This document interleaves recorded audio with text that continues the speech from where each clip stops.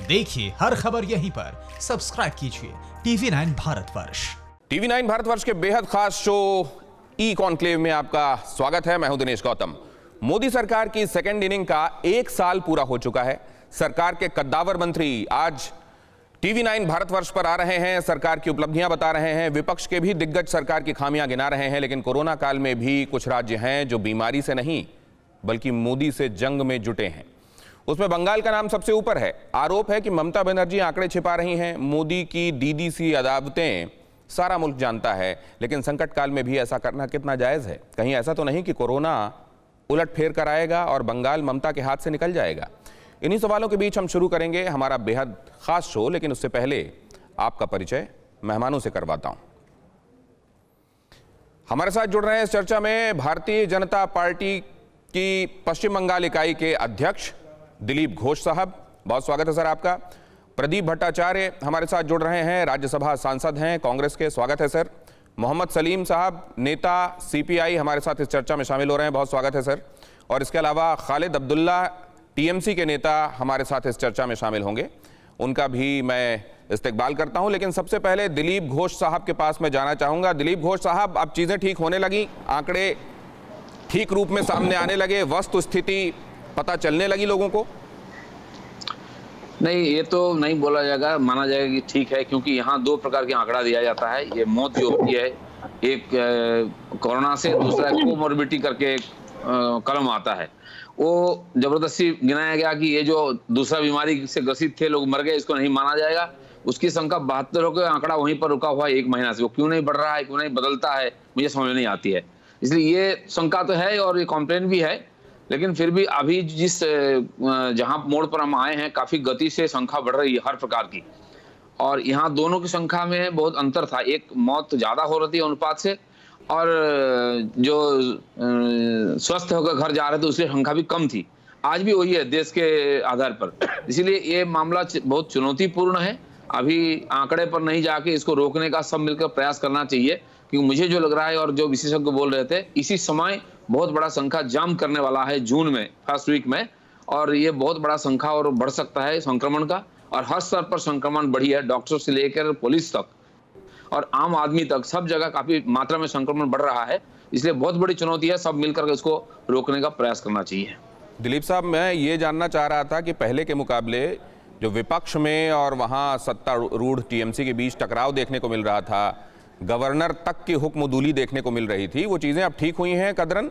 ये संक्रमण तो जाहिर है बढ़ रहा है, रिकवरी रेट चिंता का विषय है, लेकिन पहले के मुकाबले अब कम से कम चीजें मशीनरी में ठीक हुई हैं? नहीं, देखिए, अभी दूसरा जो आ गया ना आपदा, इससे भी बड़ा है। जो बिल्ली से डरते थे उसके सामने शेर आ गया है। ये जो आपदा आया, तूफान, इसके कारण बहुत बड़ी नुकसान हुई है, लोग उससे ग्रसित। अभी 7-8 दिन हो गया है, पानी नहीं है, बिजली नहीं है, फोन की कनेक्शन नहीं हो रही है, चार्ज नहीं हो रही है, इसलिए लोग उसमें ज्यादा पीड़ित है। और ये पुराना जो मामला चल रहा था वो तो ही है, लेकिन लोगों की दृष्टि उस तरफ चली गई है। अब सरकार दोनों को लेकर के नाजेहाल है, एकदम संभाल नहीं पा रही है। इसीलिए राजनीति से बजाय लोग लगे हुए हैं इसको संभालने में, और मुझे लगता है कि सरकार को भी देखना चाहिए सबको लेकर के इसको कैसे संभाला जाए। प्रधानमंत्री जी आके गए हैं, बाकी सारे लोग उसको मदद करने में लगे हैं। मतलब आप ये कह रहे हैं कि अम्फान आया तो सियासत थोड़ा पीछे हटी, वरना सियासत अपने चरम पर थी कोरोना काल में। हमारे साथ खालिद अब्दुल्ला साहब जुड़े हुए हैं। खालिद साहब, ऐसा क्यों कि वेस्ट बंगाल बाकी के पूरे देश में, देखिए संक्रमितों का आंकड़ा कहीं ज्यादा है कहीं कम है, रिकवरी रेट कहीं ज्यादा है कहीं कम है, लेकिन वेस्ट बंगाल के बारे में पूरे देश में परसेप्शन ये क्यों बन रहा है कि ये वो राज्य है जो कोरोना के समय भी सियासत में ज्यादा भरोसा करता है? देखिए, सियासत तो भारतीय जनता पार्टी कर रही है, और सियासत करने का वजह ही है कि गुजरात के मामले में ये लोग चुप्पी साधे हुए हैं। दूसरी बात रही, अभी हमारे अध्यक्ष, भारतीय जनता पार्टी के अध्यक्ष बता रहे थे कि बहुत बड़ा नुकसान हुआ है। अच्छा लगा मुझे कि भारतीय जनता पार्टी के यहाँ पे हम लोगों को जहाँ तक मालूम है कि स्पोक्स पर्सन बैठे हुए यहाँ पे, यहाँ के गवर्नर, वो बताते हैं कि बहुत कम, उनका कहना था न्यूनतम, बंगला भाषा में न्यूनतम नुकसान हुआ है। और चलिए अच्छा हुआ कि अध्यक्ष जी ने बता रहे कि बहुत बड़ा नुकसान हुआ है। और उन्होंने कहा कि भारतीय जनता, हमारे प्रधानमंत्री जी यहाँ आके गए हैं और बहुत सारी चीज़ों को उन्होंने कहा है, देखा है। तो वो उनको ये भी मैं कहूँगा कि 1 लाख करोड़ से भी ज्यादा का नुकसान होने वाले जगह पे आपने ऊंट के मुंह में जीरा देकर चला गया। 1000 करोड़ रुपया देके आपने कहा कि मैं पूरे बंगाल को संभाल लूंगा। कहीं ना कहीं मुझे ऐसा लगता है कि राजनीति करने वालों का नाम में भारतीय जनता पार्टी के लिस्ट सबसे ऊपर है। इसलिए हर जगह, हर राज्य में जहां जहां भारतीय जनता पार्टी की राज्य सरकार है, वहां पे इन लोगों को हर चीज से छुपाया जा रहा है। हर चीज से उन लोगों को कभी अगर ट्रेनों का मामला आता है तो सबसे ज्यादा वहां पे उनको अच्छा किया जाता है। जहां पे अगर संक्रमण की बात आती है तो वहां पे उनको छुपाया जाता है। और भारतीय जनता पार्टी की सरकार जहां जहां पे नहीं है, वहां पे ये लोग राजनीति ज्यादा कर रहे हैं और संक्रमण को रोकने के लिए चेष्टा कम कर रहे हैं। भारतीय जनता पार्टी के और खासकर यहां के अध्यक्ष लोगों ने तो ये भी कहा कि ये लोग अब लॉकडाउन नहीं मानेंगे। ये लोग सारे लोग भारतीय जनता पार्टी के प्रथम सारी के नेताओं ने एक प्रेस कॉन्फ्रेंस में या प्रेस रिलीज में एक साथ खड़े होकर लाइन से इन्होंने कहा कि अब हम लॉकडाउन नहीं मानेंगे। तो किस वजह कर मोदी जी कहते हैं कि लॉकडाउन मानना होगा? अभी तक जो 1 तारीख का पहले तक हम लोगों का लॉकडाउन है वो हम लोग मान रहे हैं। और हमारी नेत्री ममता बनर्जी और तृणमूल कांग्रेस के नेताओं ने सभी तरह से इसका सहयोग कर रहे हैं। और आज बंगाल में जो संक्रमण की संख्या है बहुत हद तक कंट्रोल है। मैं ये नहीं कहूंगा कि नहीं हो रहा, कंट्रोल है। और मृत्यु संख्या आज के दिन में डॉक्टरों का भी कहना है कि मृत्यु संख्या जो है, जो उसकी परसेंटेज है वो बहुत कम हो रही है। सवालों का जवाब मैं ये सोचने की जरूरत है कि कहीं ना कहीं ये लोग राजनीति कर रहे हैं और राजनीति करना चाहते हैं। और ममता बनर्जी को इनका एक ही टारगेट है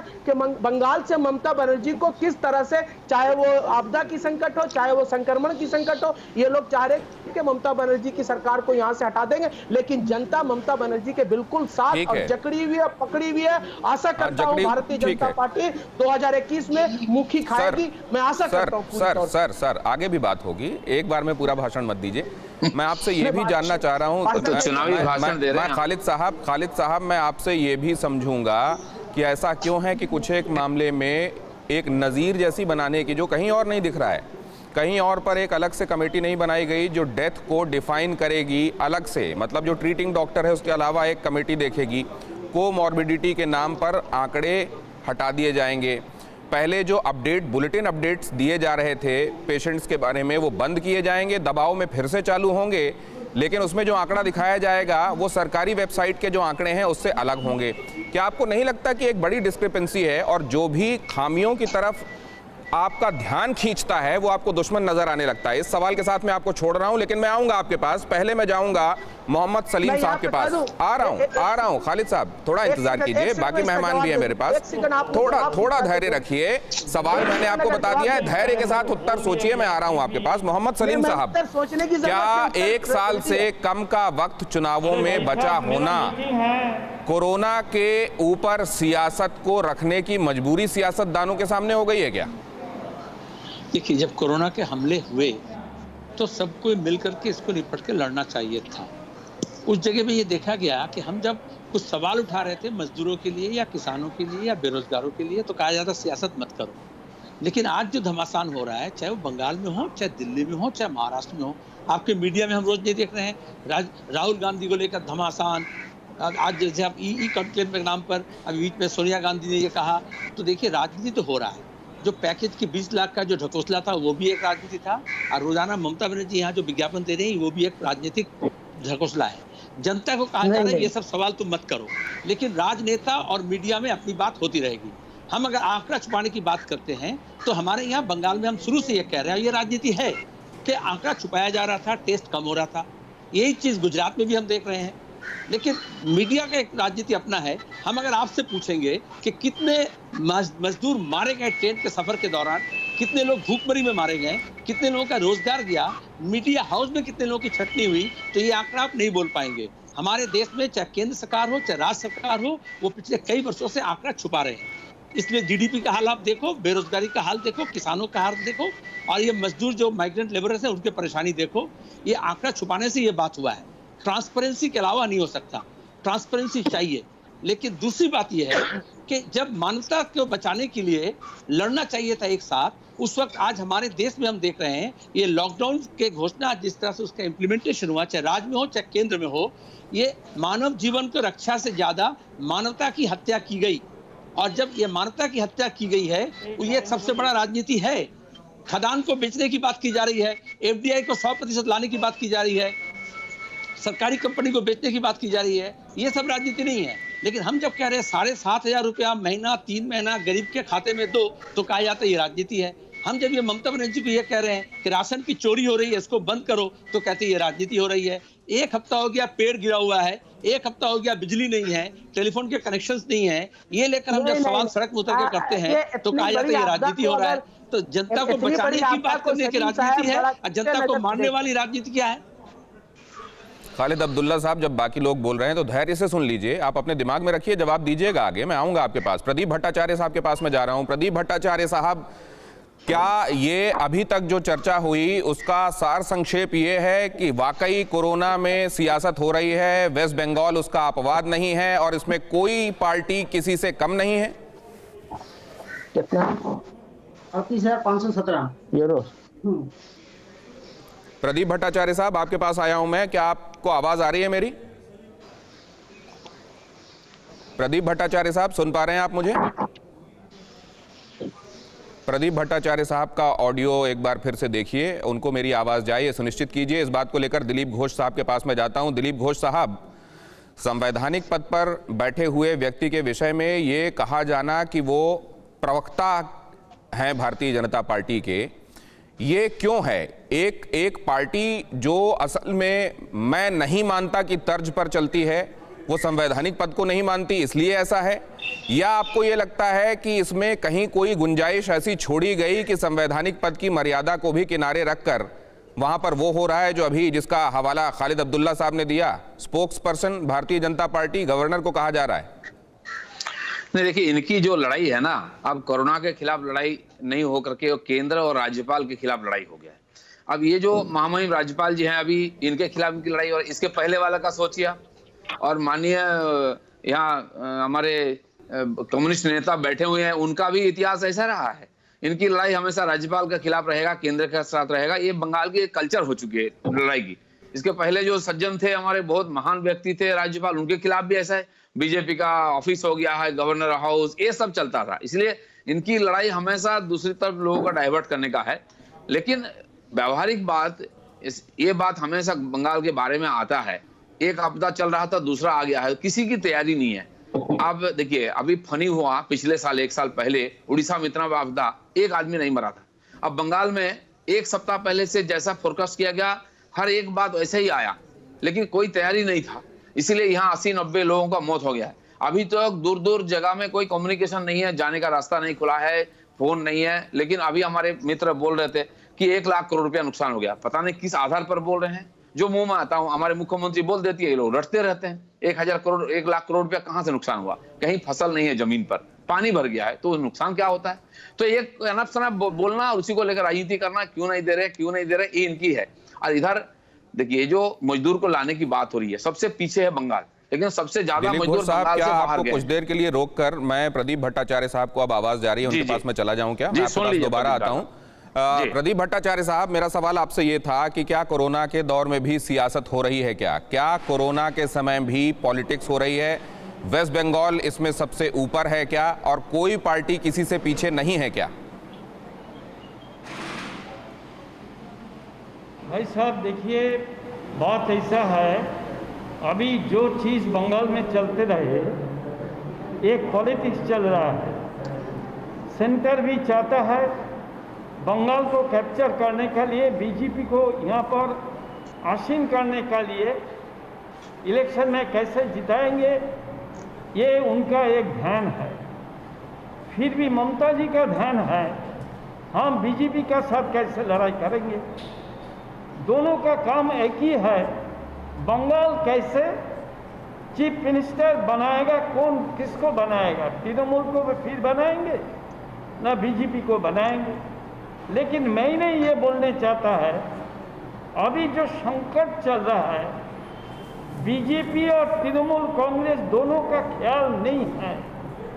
ये संकट निरसन करने के लिए जैसा तरीके से मदद करना जरूरी है, कोई नहीं कर रहा है। दोनों तरफ से पॉलिटिक्स चलते रहे, बहुत दुख का बात है। पहले तो मैंने ये स्वर उठाएंगे, जब Narendra Modi ji honourable prime minister 4 घंटे नोटिस देके हमारा देश में लॉकडाउन घोषणा किए। ये 4 घंटे समय में लाखों माइग्रेंट वर्कर्स में जो डिफरेंट स्टेट में था, अदर कंट्री में था, आदमी लोग सब रुक गया था। अभी ये लोग को आने के लिए स्पेशल ट्रेन की जरूरत होता है। अभी महाराष्ट्र से जो आ रहा है, अदर स्टेट से जो आ रहा है, बंगाल में के आने के बाद उनको संक्रमण ज़्यादा से ज़्यादा बढ़ते रहे।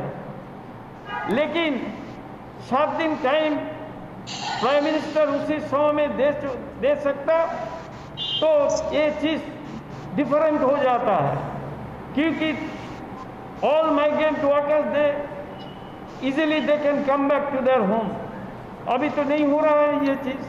माइग्रेंट वर्कर्स को लेकर प्रदीप साहब मैं आपको रोक रहा हूँ। ये अक्षमता तो खुद वेस्ट बंगाल ने दिखाई कि अगर वहाँ से मजदूर आते हैं। पहले तो जब ये कहा जा रहा था कि आपको ट्रेन चाहिए कि नहीं, मैं 1 सेकंड के लिए, मेरी बात पूरी होने दीजिए सर, मैं फिर आप अपनी बात कहिएगा। पहले ये कहा गया कि यहाँ पर कोई इशारा ही नहीं मिल रहा है वेस्ट बंगाल की गवर्नमेंट की तरफ से। फिर ऐसा कहा गया कि अम्फान आ चुका है, अभी हम तैयार नहीं है कि श्रमिक आप भेजें और हम उनको यहाँ अकोमोडेट कर सकें। तो ऐसा लगता है क्या आपको कि केंद्र के ऊपर या भारतीय जनता पार्टी की सरकार के ऊपर उंगली उठा देना ठीक होगा? क्या आ रहा हूँ खालिद साहब, आप ये सब पॉइंट्स लिखते रहिए, आपके पास आ रहा हूँ, आपका इकट्ठे जवाब। नहीं, मैं आपका साथ सहमत हूँ, मैं आपका साथ सहमत हूँ। मैं कभी नहीं बोलेंगे ये अलग स्टेट से जो हमारा परिযায়ী श्रमिक लोग माइग्रेंट वर्कर्स आ रहा है जी, इसी के लिए संक्रमण ज़्यादा होता रहा। जी एक बात और मैं समझना चाह रहा हूँ प्रदीप सर, एक बात में और सर, सही बात है सर, आगे बढ़ने से पहले एक बात में और, सही बात है सर आपको मेरी आवाज़ आ रही हो अगर, तो आपने जो कहा कि ये लोग राजनीति में व्यस्त हैं, भारतीय जनता पार्टी अपना सियासी दबदबा और बढ़ाना चाहती है और ममता बनर्जी आगे भी अपनी सरकार बनाए रखना चाहती हैं और इसकी लड़ाई देखने को मिल रही है। क्या ये इस वजह से है कि इन्हीं के पॉलिटिकल स्टेक ज़्यादा बड़े हैं वहाँ पर? 224 सीटें उनकी, 25 सीटें फिर आपकी, सीपीएम की उसके बाद, और 16 सीटों के साथ पहले थी, अब बढ़ गई भारतीय जनता पार्टी। क्या जो बड़े 2 ध्रुव बन गए हैं उनके स्टेक्स हाई हैं इसलिए उनके बीच में टकराव है? आप लोग क्या अभी मार्जिनल महसूस कर रहे हैं? नहीं, बात ऐसा नहीं है। आपने जो बोला ना, आपको मैं ये समझाने चाहता है, politics is not a static subject. पहले जो चीज़ था आज वो बदल हो गया। सारे बंगाल का आदमी लोग को मालूम हो गया बीजेपी कैसा तरीका से, कैसा ढंग से हमारा देश चला रहा है। बंगाल कैसे बीजेपी को बढ़ाने के लिए मदद कर रहा है सेंट्रल गवर्नमेंट, ये बंगाल का आदमी लोग को पूरा मालूम हो गया। दूसरा चीज़ ये है, तृणमूल कांग्रेस के ऊपर में बंगाल का आदमी लोग बहुत गुस्सा हो गया। बंगाल का आदमी लोग अभी यही बोलता है हम लोग वोट दिया क्यों? नहीं, हमारा तृणमूल कांग्रेस मिलता है, खाना नहीं से लोग नाराज हैं। प्रदीप साहब आपकी आज्ञा से अब मैं जा रहा हूं खालिद साहब के पास, इसका जवाब भी ले लूं, आप तीनों की बातों का ही जवाब ले लेता हूं। खालिद साहब शुरू कीजिए।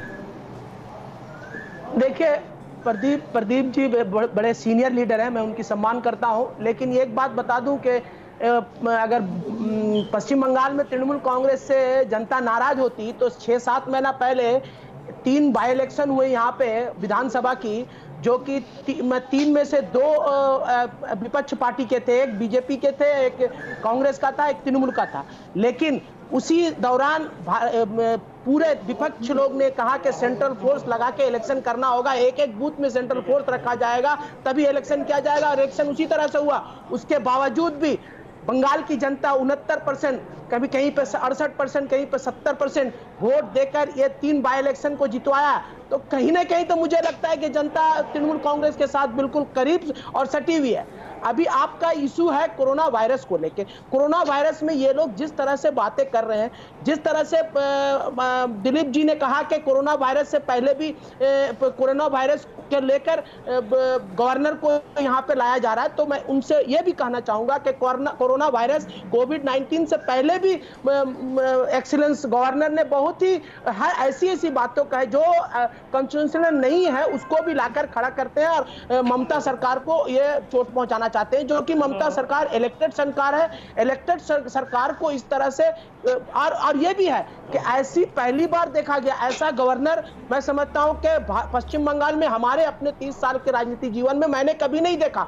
हर वो सरकार की विपक्ष थी, वामफ्रंट की सरकार जब थी तो कांग्रेस की सरकार भारत से सेंट्रल में थी, कभी एक साथ थी, कभी अलग अलग थी, लेकिन कभी ऐसा मैं लेकिन आप ये भी देखिए ना खालिद साहब, आपको गवर्नर रास नहीं आ रहे हैं, आप इलेक्टेड गवर्नमेंट वहां पर तो मानते हैं कि ममता बनर्जी की है, लेकिन इलेक्टेड गवर्नमेंट दिल्ली में भी है, ये आपको स्वीकार करने में बड़ी दिक्कत होती है।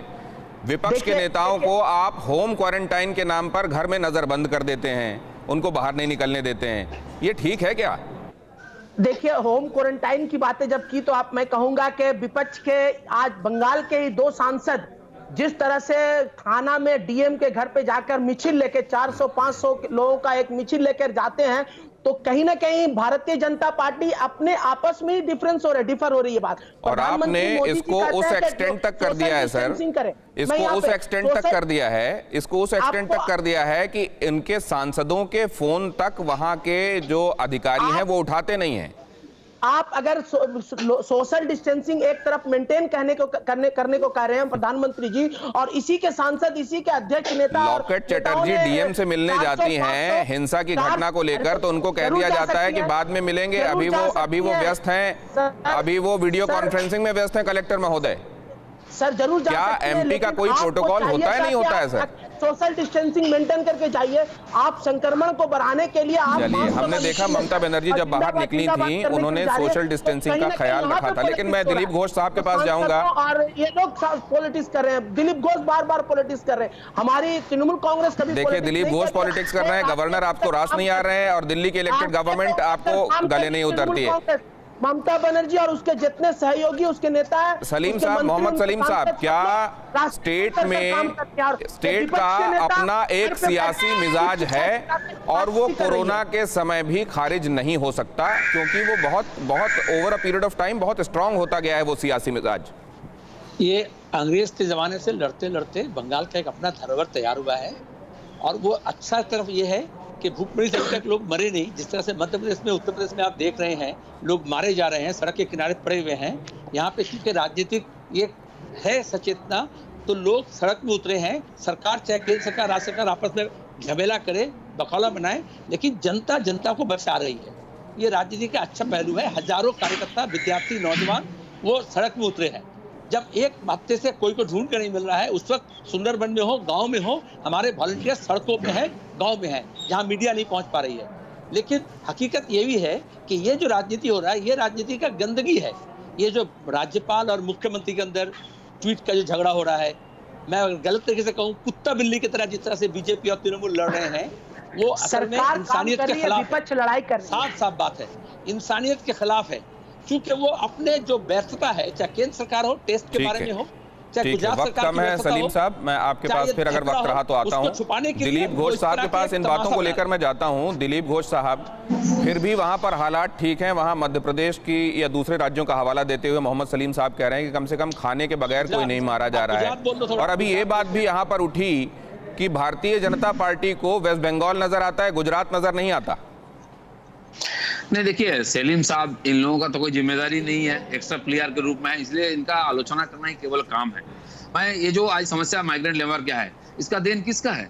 आज अगर लाखों लेबर बाहर है तो 40 साल से बंगाल की सरकार यहाँ केंद्र सरकार के खिलाफ लड़ रही है, सीपीएम से लेकर टीएमसी तक, और इसीलिए बेरोजगारी और इसके खिलाफ नहीं लड़े, इसलिए यहाँ एक लेबर सप्लाई का हब हो चुकी है, लाखों लोग बाहर गए हैं। अब ये बहुत बड़ी समस्या है, ये शुरू हुआ, इनका देन है सलीम साहब का। अब खालिद साहब बोल रहे थे कि जनता उनके साथ है। अगर आपके साथ जनता है, पिछले 1.5 साल हो गया, 2 कॉर्पोरेशन और 15 म्यूनिसिपैलिटी का चुनाव आपने नहीं की, डरते हैं, चुनाव से डरने लगे हैं, पब्लिक से डरने लगे, चुनाव इसलिए ये सब बजट आ फालतू गया था, बातें का चुनाव मतलब बजट आ गया था। नहीं। सुनिए सुनिए, आप कोविड-19 फालतू का बकवास मसला मत को लेके करिए, नहीं सुन किया लीजिए गया। मेरी बात, आपने मैं बहुत आपको फालतू फालतू बका है, मैं लगता है, सुनता लेकिन हूं। मैं अभी देखिए, फैक्ट बात कर रहा हूं, मैं दिलीप जी। स्टेट प्रेसिडेंट हूं, मैं एक एमपी हूं, मैं 1 साल हो गया एमपी बना है, वहां का डीएम आज तक मुझे नहीं मिली। मैंने अपॉइंटमेंट लेके गया और 3 दिन पहले से, और जाकर बैठा रहा 15 मिनट, मुझे बोलता उस ऑफिसर से मिलिए। एक चपरासी को भी ऐसा लोग नहीं बोलते हैं। और सारे एमपीस का घर के सामने पुलिस पोस्टिंग कर दिया कि हम निकले ना। कल भी एक हमारे एमपी को क्वारंटाइन नोटिस दिया गया, वो 3 महीना से घर में है फिर भी। तो ये क्या मतलब है? हमारे नेता, मैं 2 दिन गया इस जो पीड़ित इलाका में जाने के लिए, दोनों दिन मुझे हाईवे में रोका गया, मेरे कार्यक्षेत्र में जाने के लिए रोका गया, मेदिनीपुर में, जहां वो तूफान पीड़ित लोग हैं। तो ये कौन सा राजनीति है? राजनीति तो हम किया नहीं, घर में बैठे हैं। अगर हम राजनीति करने निकलेंगे तो इनका तो दम बंद कर देंगे, और वो करेंगे हम। आप लगातार जो बातें कह रहे हैं उसको लगातार खालिद साहब अगर बोल नहीं पा रहे हैं तो अपना सिर नकारात्मकता में हिला के उसको डिनाई कर रहे हैं, लेकिन इस सब के बीच क्या चीज़ें सतह पर नहीं है? क्या लोगों को दिखाई नहीं दे रहा है? कुछ बातों को एंडोर्स किया जा सकता है, कुछ बातों को खारिज किया जा सकता है, लेकिन जनता की निगाहों से आखिरकार छिपाया नहीं जा सकता। आप सभी मेहमानों का बहुत शुक्रिया हमारे साथ इस चर्चा में, ई कॉन्क्लेव में जुड़कर अपनी बातें रखने के लिए। और एक बात स्पष्ट है कि राजनीति मौजूदा कोरोना वक्त में कैसे डिफाइन की जाए, जनता का, जनता के द्वारा, जनता के लिए, जिसमें जनता का राज हो वो राजनीति है, या जिस नीति से राज हासिल हो या चलता रहे वो राजनीति है। आपदा आई है चली जाएगी, लेकिन बहुतों के चेहरों से नकाब उठा जाएगी। फिलहाल इतना ही।